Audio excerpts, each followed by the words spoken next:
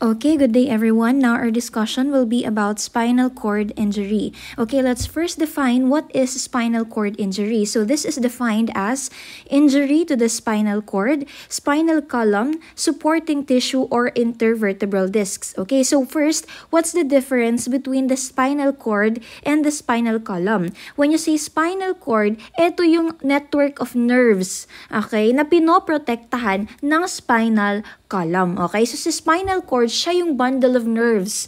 Okay, meanwhile, your spinal column refers to the vertebrae or the bones. Okay, the set of bones that protect the spinal cord. And then, of course, you have supporting tissue or surrounding tissue, and then intervertebral discs. Okay, when you say intervertebral, sa pagitan ng mga vertebrae, okay, is meron tayong mga discs, okay, between vertebrae. So, injury to any of these is defined as spinal cord injury. Okay, now, what are the common causes of spinal cord injury? Okay, number one, we have falls. Okay, mga taong nalalaglag, nahuhulog, or nadudulas. Okay, falls. Especially for elderly. Okay, high risk sila for falls or people with problems in ambulation. Okay, so falls, mga nalalaglag, nadudulas, or nababagok. Okay, that's the most common cause of spinal cord injury or one of the most common causes of spinal cord injury. And of course, hindi mawawala ang ating motor vehicular accidents. Okay, road accidents.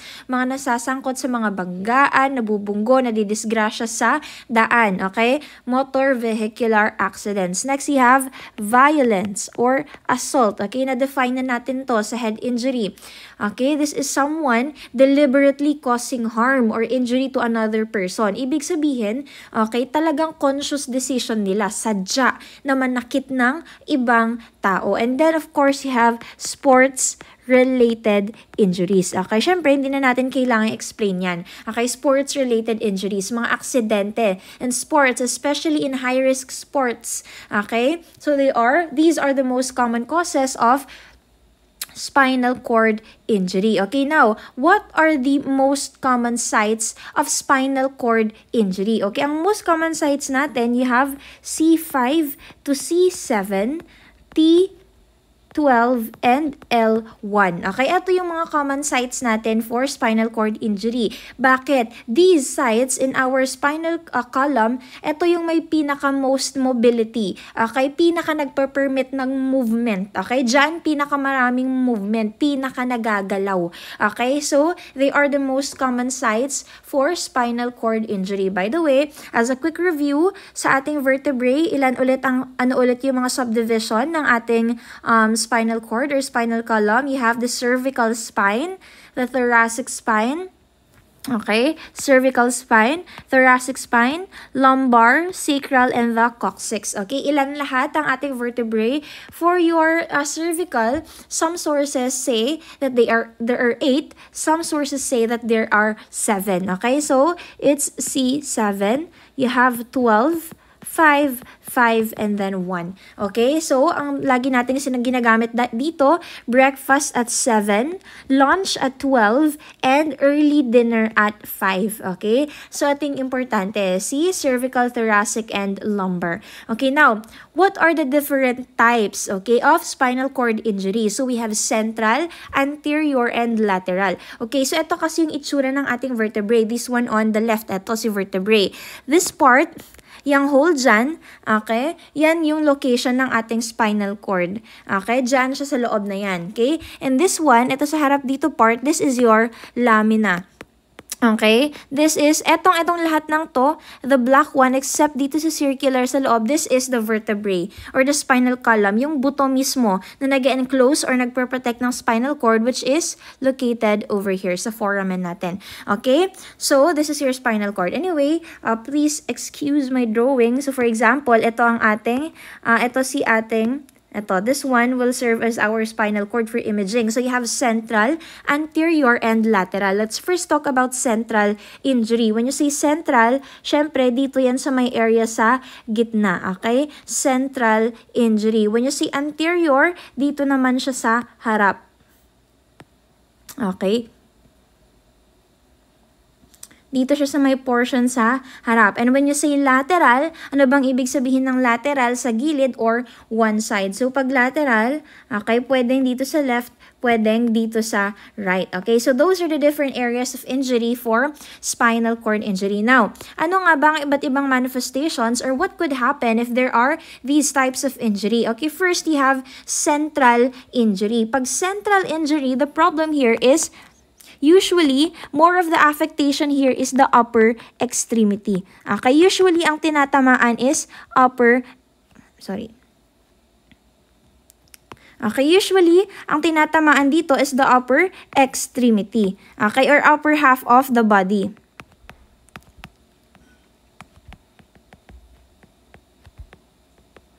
Okay, the upper extremity. Okay, sa central injury. Upper half, usually motor movement. Okay, motor function, I should say, or movement sa paggalaw ng katawan. And usually, tinatamaan dito is upper body. Okay, usually common ang central injury for cervical spine injury. Okay, next you have anterior. Pag anterior injury, usually ang nawawala sa kanila is pain sensation. Okay, and temperature. Nawawalan sila ng temperature or pain sensation. Usually, okay, sa lower half naman ng katawan. But usually, ang nawawala is pain sensation and temperature. But anyway, na-preserve yung tinatawag nating proprioception. Okay, when you say proprioception, this is your body's awareness of position. Okay, yung position mo sa isang environment, na-preserve siya. But usually, ang nawawala is sensation with pain and temperature. Okay, yan usually ang nawawala. Next, you have lateral. Sa lateral, okay, pwedeng mawala both sensory and motor movement. So we have for sensory and motor. Take note, okay, sa lateral, ang loss of function dito is ipsilateral. Ano bang ibig sabihin natin ng ipsilateral? On opposite sides of the body. Okay, so sensory, nawawala ang sensory niya on the opposite side of injury. So for example,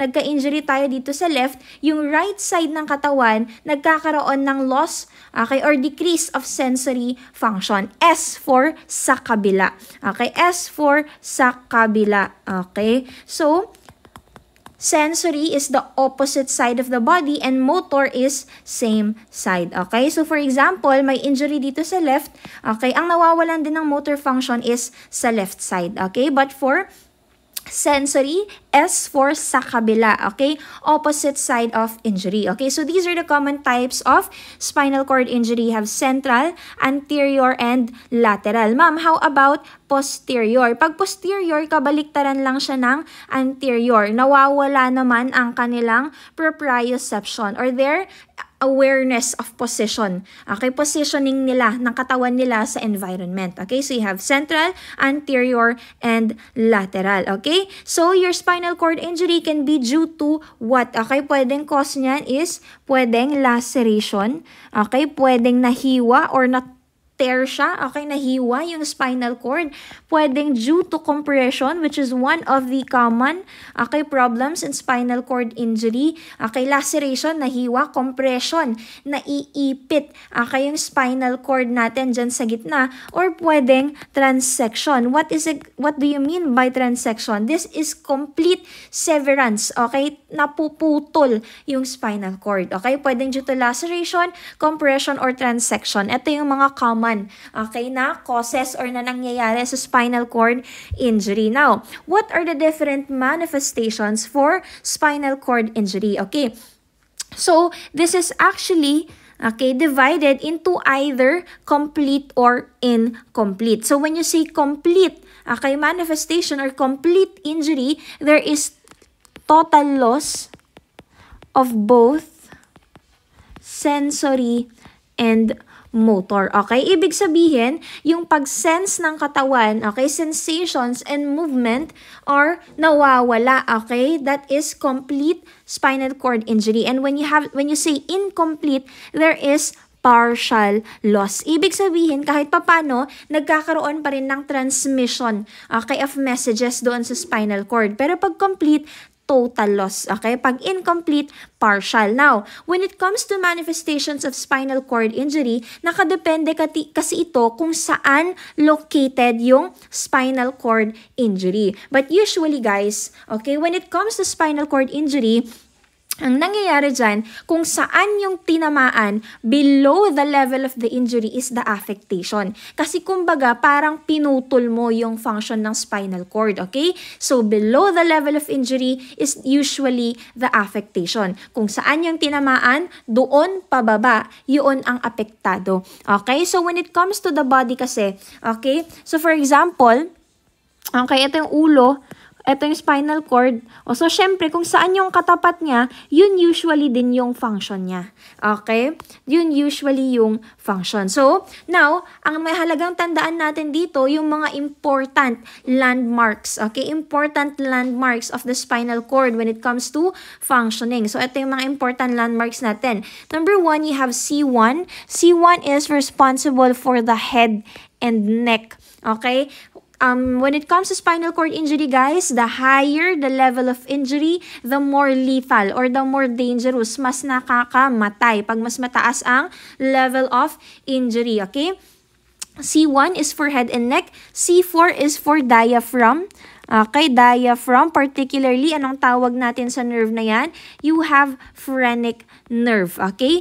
T1 to T12, this is responsible for, okay, chest and abdominal muscles. Chest and abdominal muscles. Next, you have T11 to L5. You have hips. T11 to L5, hips. S1 to S5, you have bowel and bladder. Okay, so ito yung mga important landmarks natin. So usually, okay, for example, tinamaan siya sa C1, okay, lahat below C1 is nagkakaroon ng affectation. But primarily, C head and neck. Okay, movement, nag-head and neck. C4, diaphragm. Usually, ang mga may injury ng C4 to T12, ang problema nila dito usually is respiration. So, these patients are usually put on ventilatory support, lalong-lalo na pag C4 ang tinamaan because your diaphragm is the major muscle for respiration. Si chest at si abdominal muscles, tumutulong sila for movement. Okay, for chest movement. Pag during respiration or kapag humihinga. But the major muscle for respiration is still the diaphragm. So, pag tinamaan yan, okay, these areas, the patient is usually put on ventilatory support. And meron na tayong separate discussion for mechanical ventilation. Okay? T11 to L5, usually hips below. And then S1 to S5 is bowel and bladder. So, nagkakaroon sila ng problem, okay, in controlling their bowel and bladder. Okay, bowel and bladder. Okay, so usually, these people, nakakatheterize sila or na-assist sila with bowel and bladder movement. Okay, now, we have two terms here. You have paresis versus plagia. What's their difference? When you say paresis, this refers to weakness. Okay, nanghihina. Nanghihina yung parte na yun ng katawan. Okay, and then you have plagia or paralysis. Okay, talagang hindi na nila naigagalaw yung parte na yun ng katawan. Now, when it comes to plagia, you have paraplegia, tetraplegia, and your hemiplegia. When you say paraplegia, this is the paralysis of the lower extremities. Lower extremities. Okay, usually starting from the abdomen hanggang sa paa. Okay, paraplegia. Okay, and this is usually caused by injury to a lower part of your spine, usually thoracic or lumbar injury. Thoracic or lumbar injury is paraplegia. And then you have tetraplegia, which was formerly called as quadriplegia. When you say tetraplegia or quadriplegia, this is the paralysis of all four extremities. This is usually caused by cervical spine injury. Diba sabi natin,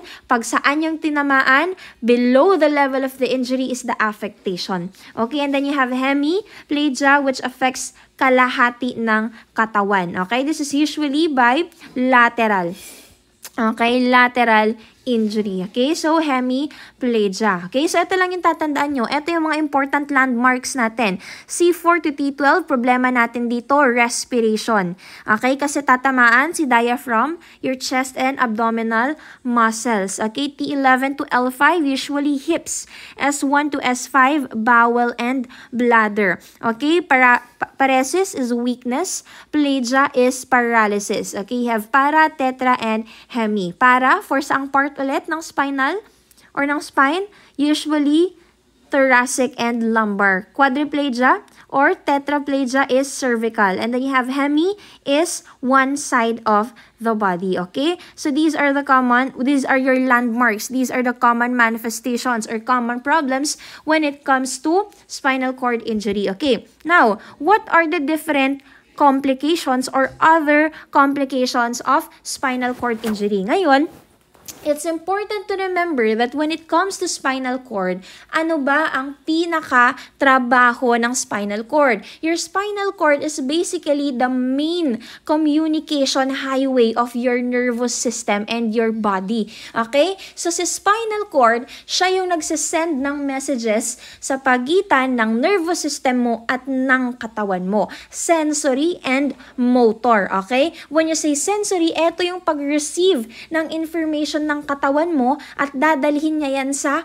utak. When you say motor, eto naman yung reply ng nervous system mo sa katawan mo. This is the movement that your body produces in response to the sensation or in response to the information that your nervous system received. Okay? So, sa spinal cord, siya yung communication highway. Okay, siya yung nagsisend ng messages na to between your body and your brain. Okay, so pag nagkaroon ng spinal cord injury, para mong blinak, okay, yung highway na yan, para mong sinarahan or pinutol yung communication. Now, we have one type of shock which is your neurogenic shock. Okay, ang nangyayari kasi dito, okay, nabablock yung ating autonomic nervous system. When you say autonomic nervous system, this is the portion of your nervous system that regulates your body's involuntary movements. Yung ating smooth muscles, okay, yung ating organs, okay, si autonomic nervous system. Now, when you say neurogenic shock, kabaliktaran siya nung ibang shock natin. Diba, when you say shock, ang usually na-observe natin dito, hypotachy-tachy, hypotension, tachycardia, and tachypnea. In neurogenic shock, baliktad, baba lahat. Okay, hypo. Okay, bakit? Blocked yung autonomic nervous system. Okay, kaya bumababa ang BP, bumababa ang RR, bumababa ang pulse rate kasi nakablock si autonomic nervous system.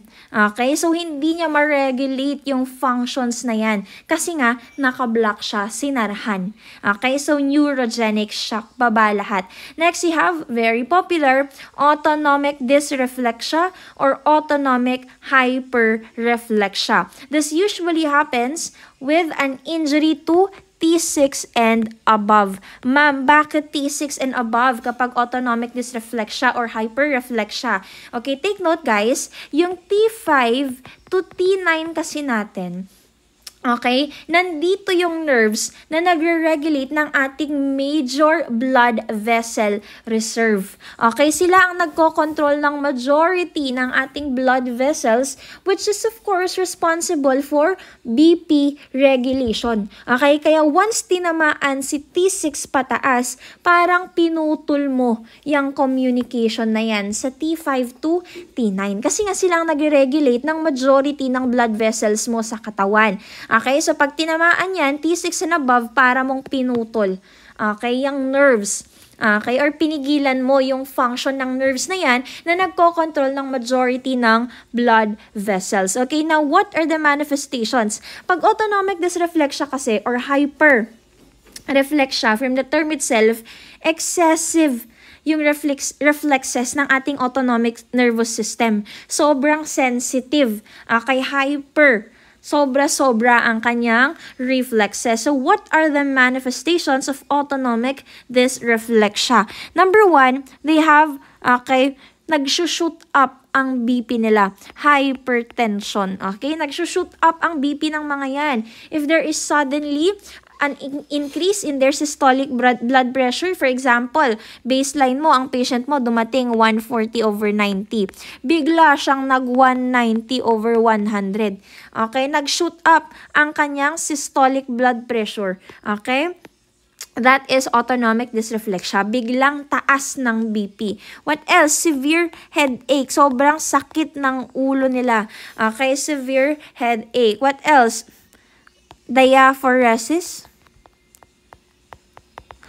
Flushing. Cold, clammy skin. Okay, medyo confusing siya kasi ma'am, meron siyang diaphoresis, meron siyang flushing, pero bakit meron siyang cold clammy skin? Okay, ang nangyayari kasi dito everyone, okay, syempre, your body, sige mamaya, before yan, puntahan muna natin si triggers para mas ma-explain natin siya. Okay, first, what are the different triggers of autonomic dysreflexia? Guys, sobrang sensitive ng mga may taong may autonomic dysreflexia, and the most common trigger is full bladder. Most common cause is full bladder, okay? Pag naiihi, di ba for example, ikaw nga kapag ihing-ihi ka na, syempre irritable ka, di ba? Okay, so parang gano'n ang isipin natin. Ang pinaka-trigger nila is full bladder. Pag hindi nila naiihi yung laman ng bladder nila, isipin na lang natin tayo nga, pag ihing-ihi ka na, tapos hindi ka makapunta sa CR, sobrang irritating niya, di ba? So parang gano'n. Okay, constipation, and okay, skin breakdown. Okay, so ito yung mga primary triggers natin. Full bladder, okay, constipation, and skin breakdown. When you say skin breakdown, very sensitive ang balat ng mga to. So, hindi sila pwedeng nagkakaroon ng pressure against their skin. So, bawal sa kanilang masisikip na damit, mga rough na surfaces, bawal silang nasusugat, bawal silang nagkaka-ulcer, kasi pwede silang mag-trigger. Okay, ang kanilang autonomic dysreflexia. And for patients with full bladder, iniiwasan natin yan kasi yan ang primary trigger ng autonomic dysreflexia. So, these patients are catheterized. Nakakatheter sila, at kapag nakakatheter naman na sila, ang trabaho mo bilang nurse is to make sure na patent yung catheter nila, na talagang nakakapag-drain ng ihi. You have to check for kinks, for obstructions, kasi bawal yan. Constipation, we have to prevent constipation. Okay? So, usually, binibigyan sila ng stool softeners. Guys, as much as possible, we prevent laxatives. Bakit? Laxatives kasi, pwede niyang ipabilisin yung peristalsis natin sa GI. Ngayon, ang problema dyan, pwedeng magka-abdominal cramps. Masakit yan. Baka lalo pang matrigger ang autonomic dysreflexia. Okay, now, let's explain this. Diaphoresis, flushing, cold clammy skin, magkakaiba. Bakit lahat-lahat sila nasa autonomic dysreflexia?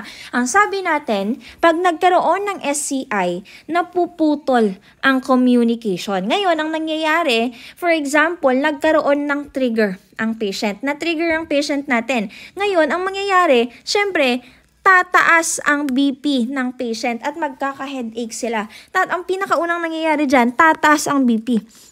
Okay? Magkakaroon ng constriction ng blood vessels. Siyempre, na-trigger siya dito sa baba.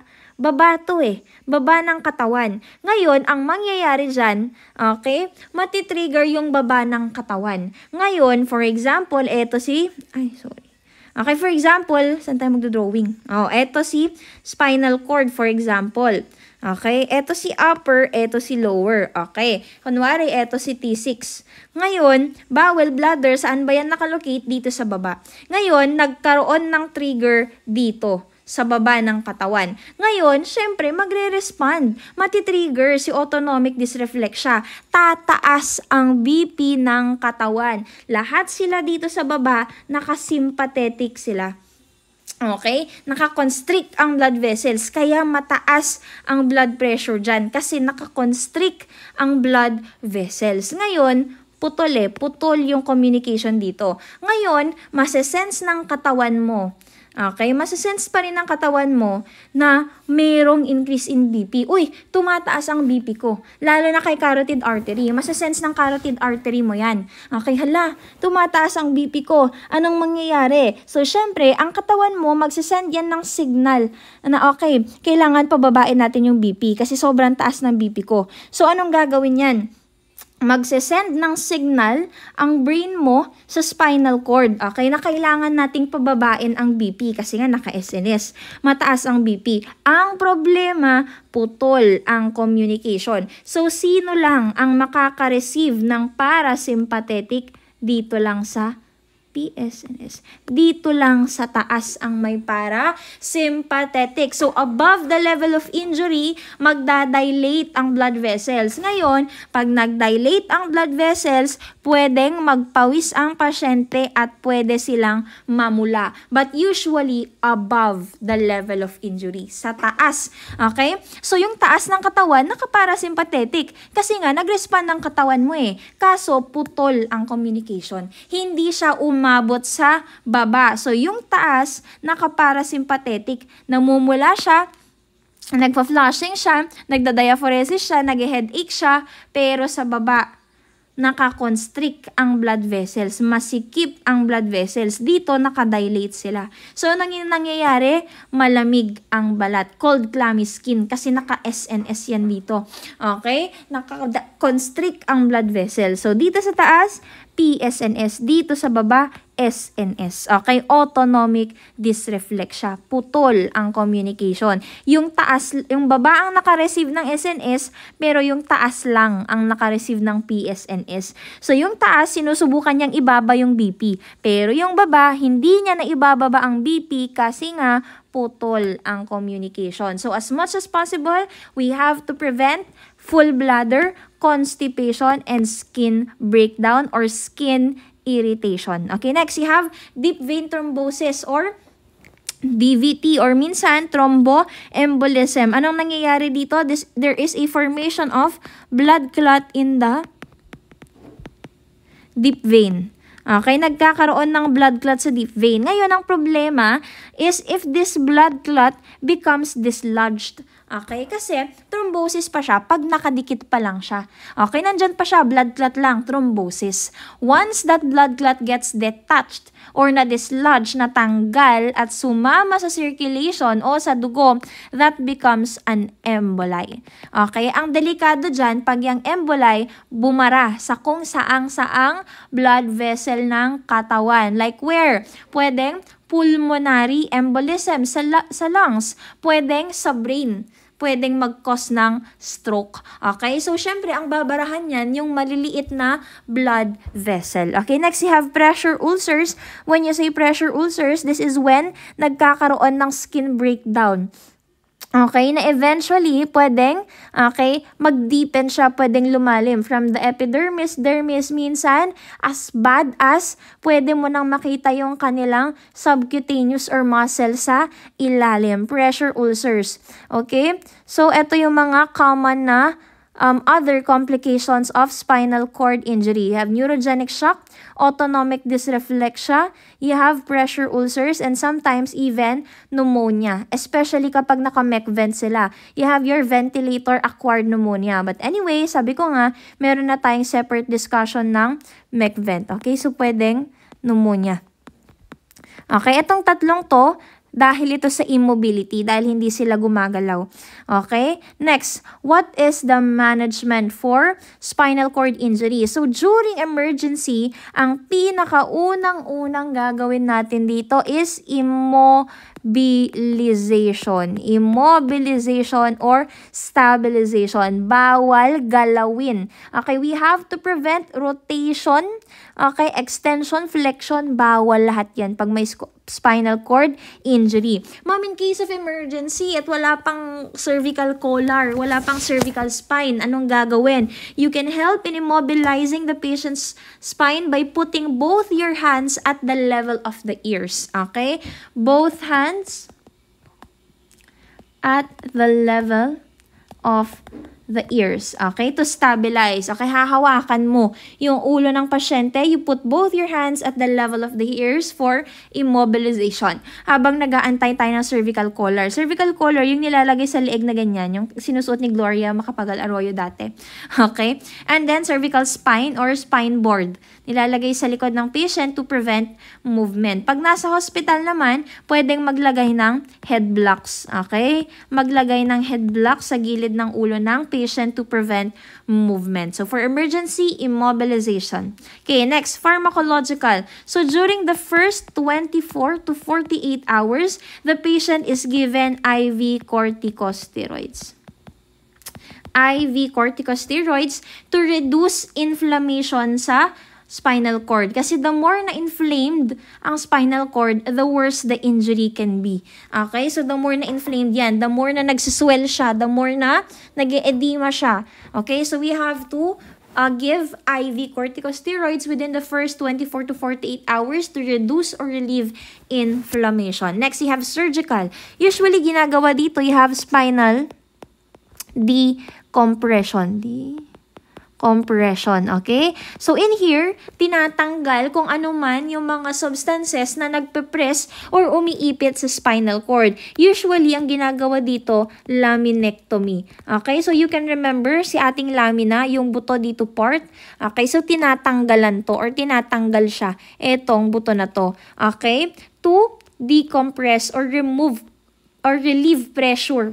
Okay, doon sa spinal cord injury, this is done to relieve the pressure. So, magtatanggal dyan ng mga debris, magre-remove ng lamina, okay, or that is laminectomy. Pagtanggal mismo ng part ng vertebrae, okay, to reduce the pressure or to remove mga debris na pwedeng umipit or nag-i-injure sa spinal cord. Next, you have fusion.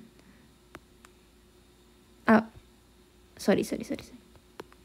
Okay, you have spinal fusion. Fino-fuse siya or pinagdidikit, okay, pinagdudugtong, okay, to stabilize the spinal cord. So, ito yung mga common na surgical management. Spinal decompression, laminectomy, and spinal fusion. Okay? Or minsan, tinatawag nating spinal alignment. Okay, sa spinal alignment, pwedeng, or sa spinal fusion or spinal alignment, pwedeng gumamit ng graft.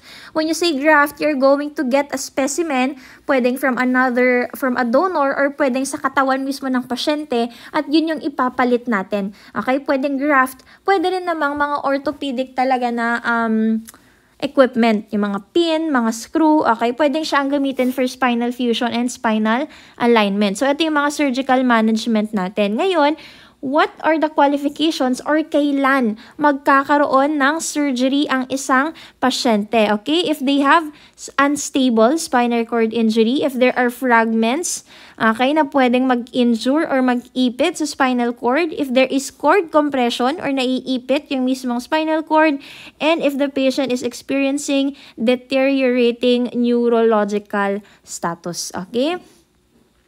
So, ano pa ba? I think that's it for your spinal cord injury. Just have an additional reading for the different nursing management. But anyway, nabanggit naman na natin siya dito. Okay? Especially for your autonomic dysreflexia. Okay, that's it for spinal cord injury.